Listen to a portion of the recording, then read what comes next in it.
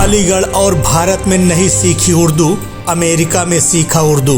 میں نے اردو پڑھی نہیں، میں علی گڑھ میں گیا تو اردو پڑھی نہیں تھی، تو میں نے جو کچھ بھی اردو سیکھا وہ امریکہ جانے کے بعد سیکھا۔ جب شاعروں میں انوالو ہوئے تو ہم نے پڑھنا شروع کیا، شاعروں کی صحبت میں ڈسکشنز ہوئے، تو جو کچھ بھی اردو سیکھی۔ ہجرت کئی طریقے کی ہوتی ہے، بابل کے گھر سے بیٹی کا جانا بھی ہجرت ہے۔ ہجرت جو ہے وہ کئی طرح کی ہجرت ہے۔ ایک ہجرت تو جب ایک لڑکی جو ہے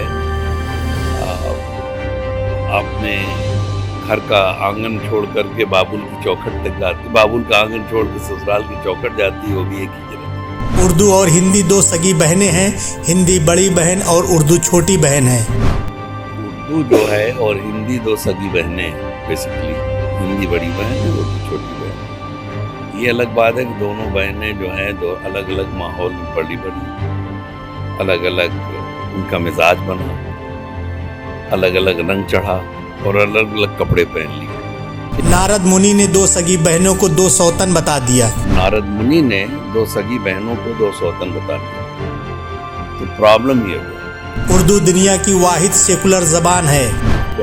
آپ کو ایک بات اور بھی بتا دوں، اردو جو ہے دنیا کی واحد زبان ہے جو پہلے دن سے سیکولر رہی مزاجن۔ اعظم گڑھ کے فریہ گاؤں میں ناسا کے پورو ویگیانک ڈاکٹر عبداللہ پہنچے۔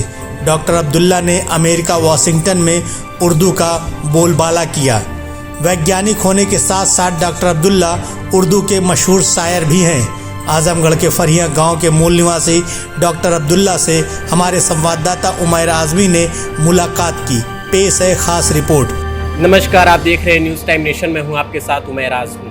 اس وقت میں ناظرین موجود ہوں اتر پردیش کے ضلع اعظم گڑھ کے فریہ میں شیخ مسعود انٹر کالج میں۔ آج ہمارے ساتھ بے حد خاص اور اہم شخصیت بات چیت کرنے کے لیے موجود ہیں۔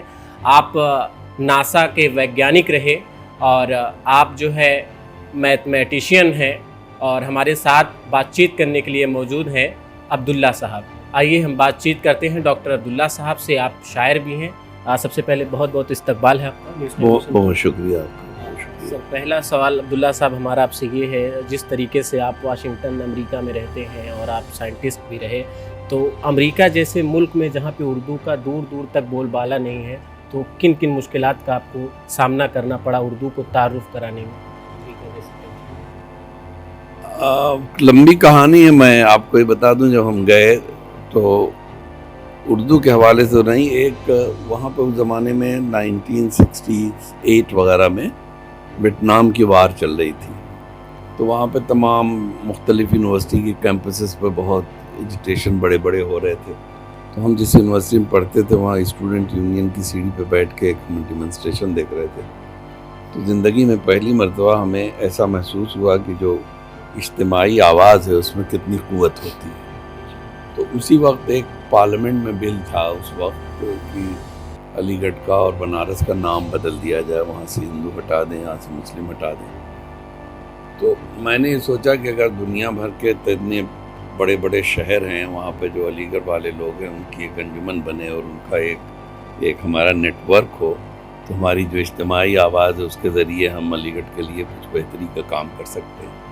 تو وہاں ہم لوگ 5 لوگ تھے علی گڑھ والے، وہاں تو نہیں ہوا۔ جب میں واشنگٹن آیا تو تلاش کرنے کے بعد ہمیں 25 لوگ مل گئے، لیکن جو ہمارے پروجیکٹ تھے وہ 25 آدمیوں سے نہیں ہو سکتے تھے، تو ہمیں چاہیے تھا کہ ہم ایک کمیونٹی کی تشکیل کریں۔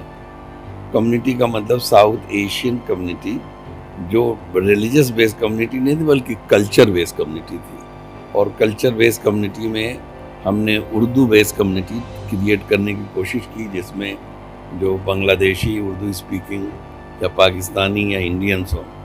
تو ہم لوگوں نے، میں نے وہاں تجویز کیا کہ بھائی ہم مشاعرہ کرتے ہیں، تاکہ لوگ، مشاعرہ ایک ایسا فورم ہے کہ جہاں لوگ تمام اپنے جو اختلافات ہیں، تمام ڈفرینسز ہیں، چاہے وہ مذہب کے ہوں، سیاست کے ہوں، جغرافیہ کے ہوں، اس کو توڑ کر کے اور جو ہماری مشترک قدریں ہیں یا انسانی رشتے ہیں، اس کے ناطے ہم ایک چھت کے نیچے کچھ دیر ہی صحیح اکٹھے ہو جاتے ہیں۔ تو وہ تجربہ تھا ایک، اور وہ اس وقت بہت کامیاب ہوا۔ تو ہم نے ایک طریقے سے ساؤتھ ایشین کمیونٹی کو ایک جا کرنے میں ایک پلیٹ فارم پہ لانے میں مشاعرے کو استعمال کیا اور اس کا پھر چسکا لگ گیا. بات یہ ہے تو وہ مشاعرے سے پھر وہ دھیرے دھیرے اس کو اور بڑھتا گیا. میں نے کبھی اردو پڑھی نہیں تھی ہندوستان میں، سوائے اس کے کہ جو ہمیں قرآن شریف پڑھانے مولوی صاحب آتے تھے گھر پہ. قرآن شریف بھی عربی میں ہوتا تھا؟ عربی میں نہیں، انہوں نے ہم کو اردو کے الفابیٹ سکھا دیے. اس کے بعد اماں کو ہماری اور کوئی زبان نہیں آتی تھی، جتنی خط و کتابت تھی وہ ان سے اردو میں ہوتی رہی. میں جب تیسرے درجے میں تھا تو اچانک اردو ڈراپ کر دی گئی، ہندی میڈیم ہو گیا اور ہم نے ہندی پڑھا. ہم نے بلکہ سنسکرت بھی پڑھی شبلی اسکول میں. تو میں نے اردو پڑھی نہیں، میں علی گڑھ میں بھی گیا تو اردو پڑھی نہیں تھی. تو میں نے جو کچھ بھی اردو سیکھا وہ امریکہ جانے کے بعد سیکھا. جب شاعروں میں انوالو ہوئے تو ہم نے پڑھنا شروع کیا، شاعروں کی صحبت میں ڈسکشنز ہوئے تو جو کچھ بھی اردو سیکھی جا کرنے میں ایک پلیٹ فارم پہ لانے میں مشاعرے کو استعمال کیا اور اس کا پھر چسکا لگ گیا. بات یہ ہے تو وہ مشاعرے سے پھر وہ دھیرے دھیرے اس کو اور بڑھتا گیا. میں نے کبھی اردو پڑھی نہیں تھی ہندوستان میں، سوائے اس کے کہ جو ہمیں قرآن شریف پڑھانے مولوی صاحب آتے تھے گھر پہ. قرآن شریف بھی عربی میں ہوتا تھا؟ عربی میں نہیں، انہوں نے ہم کو اردو کے الفابیٹ سکھا دیے. اس کے بعد اماں کو ہماری اور کوئی زبان نہیں آتی تھی، جتنی خط و کتابت تھی وہ ان سے اردو میں ہوتی رہی. میں جب تیسرے درجے میں تھا تو اچانک اردو ڈراپ کر دی گئی، ہندی میڈیم ہو گیا اور ہم نے ہندی پڑھا. ہم نے بلکہ سنسکرت بھی پڑھی شبلی اسکول میں. تو میں نے اردو پڑھی نہیں، میں علی گڑھ میں بھی گیا تو اردو پڑھی نہیں تھی. تو میں نے جو کچھ بھی اردو سیکھا وہ امریکہ جانے کے بعد سیکھا. جب شاعروں میں انوالو ہوئے تو ہم نے پڑھنا شروع کیا، شاعروں کی صحبت میں ڈسکشنز ہوئے تو جو کچھ بھی اردو سیکھی اس پہ سیکھی. پھر یہ ہے کہ اب آپ شاید پوچھیں گے کہ شاعری کیوں شروع کر دی. تو چکر یہ ہے کہ آدمی جب اپنا گھر سے دور ہو تو ایک اردو ادب میں ایک نیا جنر پیدا ہو گیا شاعری کا، اس کو ہجری شاعری کہتے ہیں، امیگرنٹ پوئٹری. کیونکہ ہجرت جو ہے، میں بول زیادہ رہا ہوں بھر کر، ہجرت جو ہے وہ کئی طرح کی ہجرت ہے. ایک ہجرت تو جب ایک لڑکی جو ہے اپنے گھر کا آنگن چھوڑ کر کے بابل کی چوکھٹ تک جاتی، بابل کا آنگن چھوڑ کے سسرال کی چوکھٹ جاتی، وہ بھی ایک ہجرت ہے. ہمارے گاؤں سے لوگ بمبئی جاتے تھے کمانے، وہ بھی ایک ہجرت ہے. لیکن یا جب پارٹیشن ہوا تو یہاں سے لوگ گئے کراچی میں، جہاں بھی گئے وہ بھی ایک ہجرت تھی. ان ہجرتوں میں یہ تھا کہ آدمی کو اپنا گھر چھوٹتا ہے، اپنے دوست یار چھوٹ جاتے ہیں، لیکن یا دو چار یہ سب، لیکن وہ آتے رہتے ہیں. ماحول نہیں بدلتا ہے نا. آپ کو آبا اجداد کی قبرستان چھوٹ جاتی ہے، یہ سب ہوتا ہے، اپنا اسکول چھوٹ جاتا ہے بچپن کا، لیکن ماحول نہیں بدلتا، ماحول وہی رہتا ہے. لیکن ہم لوگ جب گئے ہیں تو ہمارے یہاں ماحول بھی چھن گیا ہم سے. کھانا پینا، اٹھنا بیٹھنا، لباس، ہر چیز تبدیل ہو گئی. تو ہم سب جو ہے، ہماری ہجرت جو تھی اس کے دکھ الگ تھے. ویسے ہی کہ ایک پودے کو اکھاڑ کر کے یہاں سے لے آ کے ایک گملے میں لگا دیجیے، گملے میں لگا کے ایک اپارٹمنٹ کی کھڑکی کے پاس رکھ دیجیے. تو ہم لوگ اس طرح کے قیدی ہو گئے. تو وہاں پہ جو شاعری ہوئی اس میں ہجرت کا دکھ ایک دوسرے طریقے سے بہت کافی ہوئی. اور جو بعد میں لوگ گئے تو بہت سارے شاعر پہلے سے تھے اور گئے تو ماحول بن گیا اس کا. اردو کا پھر جب اس میں انوالو ہوئے تو بہت سارے لوگوں سے، بڑے بڑے لوگوں سے تعلقات ہو گئے، وہ آنے لگے، پھر وہاں ماحول بن گیا. تو یہ سب بات. آج کے دور میں جس طریقے سے اردو کی جو دشا ہے، اس کو مذہب کے نام پہ اور جو اس طریقے سے ریلیجن کی زبان قرار دیا گیا ہے ایک طبقے کے حوالے سے، تو ان تصویروں کو آپ کس طریقے سے دیکھتے ہیں؟ ریلیجن کے حوالے سے نہیں، وہ جہالت ہے. کیونکہ ابھی جو یہاں بات ہو رہی تھی اردو ہندی، میں نے اپنی انڈین ایمبیسی میں ایک پروگرام میں بات کہہ دی تھی کہ اردو جو ہے اور ہندی دو سگی بہنیں ہیں. بیسیکلی ہندی بڑی بہن ہے، اردو چھوٹی بہن ہے. یہ الگ بات ہے کہ دونوں بہنیں جو ہیں دو الگ الگ ماحول میں پلی بڑھی، الگ الگ ان کا مزاج بنا، الگ الگ رنگ چڑھا اور الگ الگ کپڑے پہن لیے، ٹھیک. اور پھر ہوا کہ جب پارٹیشن میں سے پہلے ایک کہانی آپ کو اگر ضرورت پڑی بتا دوں. پارٹیشن کے بعد سے یہ ہوا کہ سیاست بیچ میں آ گئی اور نارد منی نے 2 سگی بہنوں کو 2 سوتن بتا دیا. تو پرابلم یہ ہوئے اب اس میں کسی ایک کمیونٹی کے نہیں، آپ اس میں جو لوگوں کو عزیز ہو.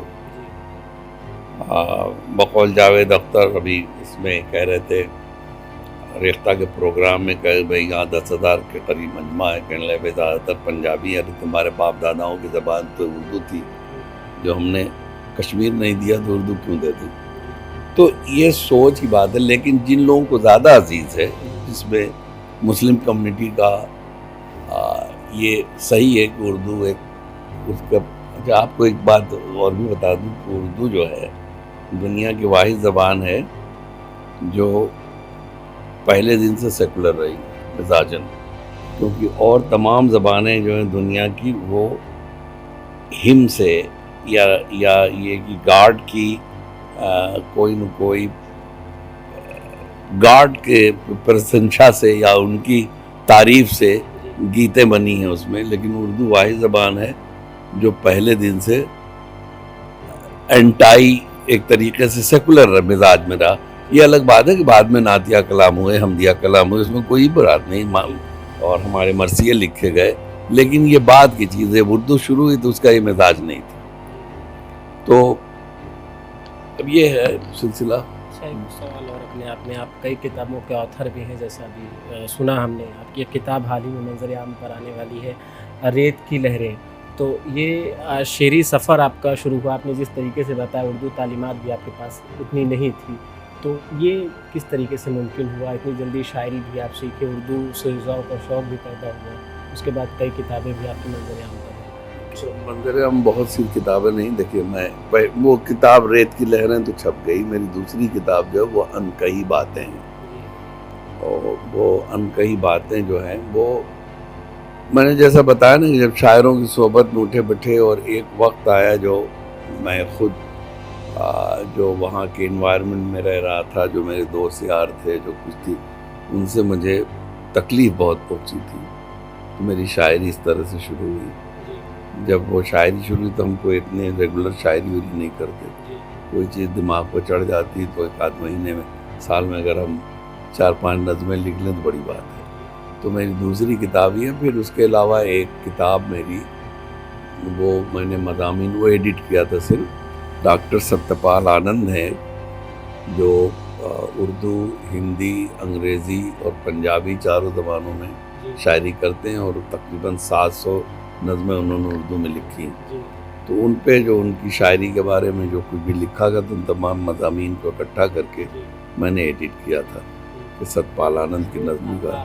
آخری سوال آپ سے کہ جو ابھی آپ یہاں کالج میں آپ آئے، شیخ مسعود کالج میں، تو یہاں پہ جو بچوں نے پرفارمنس پیش کیے مختلف قسم کے، تو کیا آپ کے تاثرات کیا رہے اور کیا محسوس کیا آپ نے بچوں کے پرفارمنس کو دیکھ کر؟ ہمیں تو سچ واقعی میں صدق دل سے کہہ رہا ہوں کہ سرپرائز ہوا.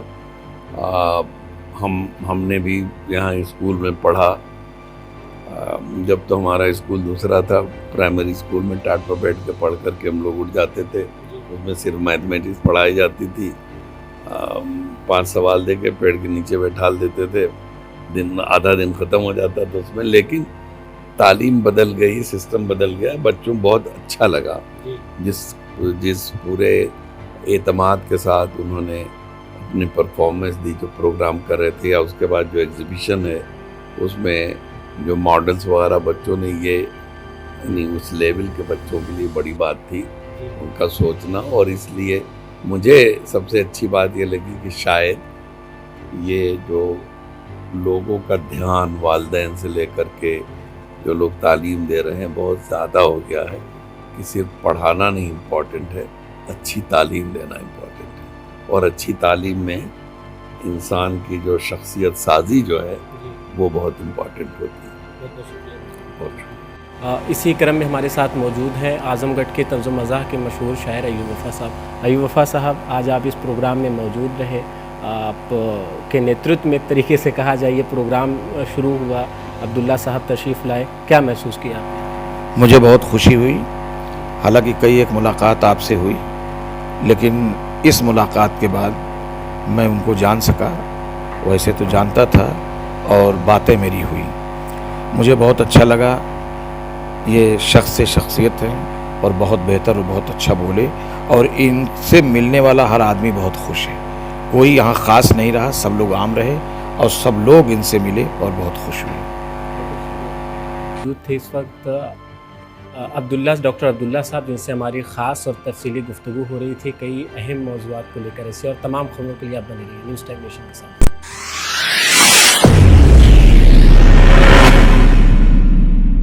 राहत सेवा संस्थान, सर्व मानवाधिकार, मानवता के लिए बढ़ते कदम में आप भी अपना सहयोग करें। सब्सक्राइब करें आपका अपना चैनल न्यूज़ टाइम नेशन और हर खबर सबसे पहले पाने के लिए बेल आइकॉन जरूर दबाएं। और हाँ, खबरें पसंद आ जाएं तो लाइक और शेयर करना ना भूलें।